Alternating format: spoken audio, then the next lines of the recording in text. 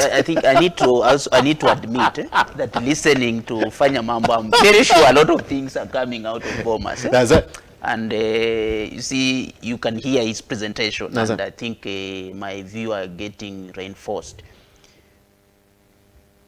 To say that what is going on at Bomas, it's a forum for discussion. And in any democracy, discussion is always allowed, because it's out of discussions that good ideas are birthed.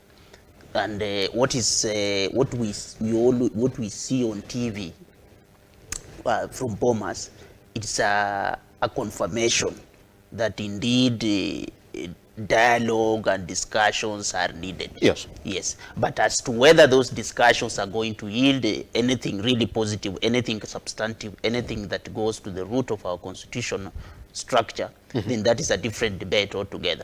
From Fanya Mambo, of course, you see, is bringing the aspect of politics and the popularity and the electability of a certain leader, which is all perfect. I mean, we are political beings and we politic from morning to evening. There is no debate about it. But the issues that are being raised, for example, the issue of revenue allocation, you see, that is an issue that the Constitution has set up mechanisms to look into. And if you look at the regulations and laws on division of revenue, are being reviewed, by the way, annually. And that's why in every financial year, our parliament passes a bill on the allocation of revenue, taking into account all those factors, the population, the need, the geographical size, and whatnot. So those are not issues that you think that you are going to present to Kalonzo and Kimani Ichung'wah, and then they will be addressed. Because I believe if you look at the way national revenue has been divided among 47 counties since the commencement of devolution, you realize that the process has been very, very equitable. And to a great extent, we have had even some special allocation to remedy those deficiencies, taking into account the number of people in a particular county, the need of that county, the economic level and status of that county. So that is a very separate issue from the issues that we are seeing discussed at Bomas. And let us not mix serious issues of national importance to political grievances.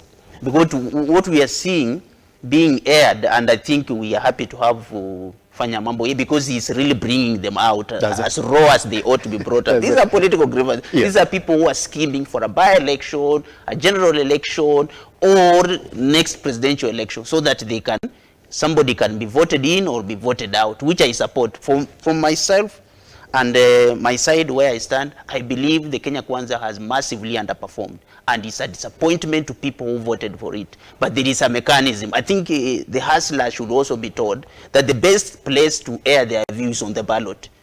Because this notion of hating whoever is in power, and then during the next election, you seeing this person and he comes in. You see, during the run-up to general election, there was this baseless hatred of the outgoing president. And all these guys who are now complaining, they saw the so-called chief hustler, the current president, to be their savior. And they went there consciously and voted for that regime. For us, perhaps, who are on the other side, all we can do is to critique. But to lie to us that now these people have seen the light and now they are going to correct their mistake. 2027 is just around the corner. They can wait and correct their mistakes. That's it. John, yes. Here's the thing. You have 15 seconds.